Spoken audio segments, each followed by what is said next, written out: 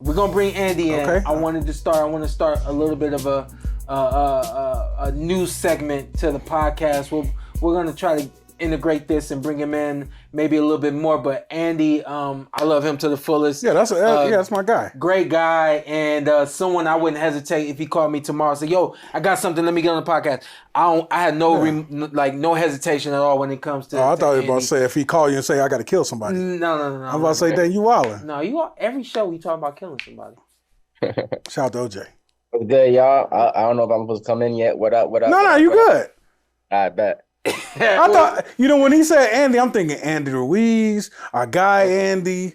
I know this dude named Andy. We both are Andy R. I'm Andy Rojas, so that's my Mexican brethren. I'm Puerto Rican, he Mexican. We repping now, it's all good. Okay, but he don't know nothing about no chopped cheese.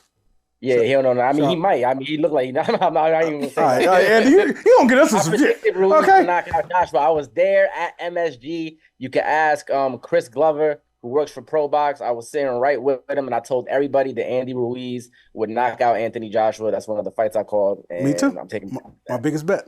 Hey, well, dang, that's what I'm talking about. You come in here, you let everybody know you know what you're talking about. Mm-hmm. With all that being said, let's get to some news real quick, man. 3 or 4, whatever, however many. I got a whole list for you. We're gonna go down the list. So I sent Hafey a bunch of stuff so he could load some stuff up, or we could just freestyle it, whatever which way it goes.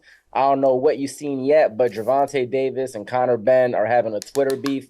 Are you in the know? Do you know that? I heard about that on my way here. Okay, so what do you think about that? They already DMing with Eddie Hearn. He posting screenshots. They're going back and forth. What's that fight look like to you? Like, give me a little something. Give me a little bit, a little something on it. Yeah, I mean, same thing I just said about Tyson Fury. I don't think this is gas. I don't think Tank is just talking and wants to, Tank has never really struck me as a guy that's just going to come out his mouth and say whatever to whomever. He's got a method to his madness. And with this approach right here, I think that he saw something last night. I think we saw something. We saw a general performance. We did not see a England guy coming over here to come back. Stepping his flag. Yeah, he did not put his flag in the ground when he came over here last night. Boxed with a lot of power, boxed with a lot of strength, as no surprise there. To what Garrett Davies just said, I feel like he forces a lot of things. That being said, I think Tank might have actually looked at the fight and said, oh, let's go get him. Whether or not it happens, we'll see. But at the moment, I think that's what he's thinking. Styles make fights. When I look at Tank, and this is what I'm going to go ahead and say what I told my boy before I came up in here. Tank and I are very similar in terms of the way we approach the ring, our abilities in the ring, the thought process, the dog, the whole nine.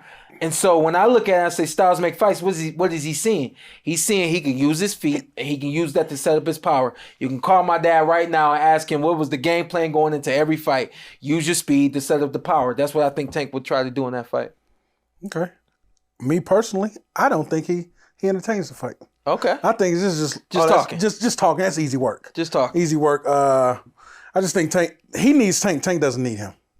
Oh, yeah, for sure. Yeah. For sure. Ben, okay, Sean's always saying fights never happen. That fight's never happened. Okay? I'm letting y'all know that right now. I don't really say stuff like, I want fights to happen. That fight's never happened. I got myself hyped up, too. I don't think that fight going to happen. Yeah, and if it is, it's easy work. Yeah. Tank Davis. USA. Hold on. You said that's easy work? Tank Davis, yeah. I wouldn't say easy work. Easy work. Where you from? It ain't easy work. Where you from? Listen, and this is the fight I refer to. Ryo versus Colbert.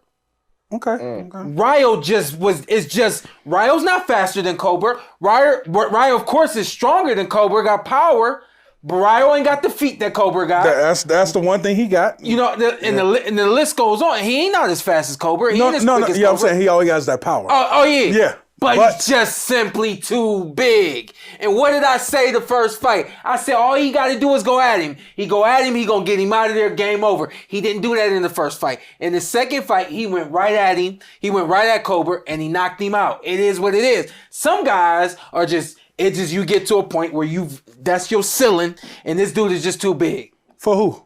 I think too big for Tank? No, if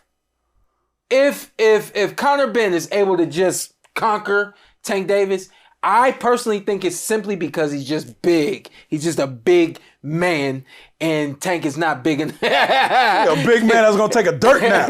You said, man, ain't fucking with no Tank Davis. Man, get out of here, man. Tank Davis is different. Sometimes it just don't matter. Don't matter. That size, bring it. Well, listen. I just think his power travels. When they calling people to promote the fight and sell the fight, they ain't calling you. All right, because you ain't sell shit. You just took everything. I just tried to sell it, and you just took all the tickets off the table. Oh, my bad. Shout out to PBC. I want no problem. Shout out to Al Heyman.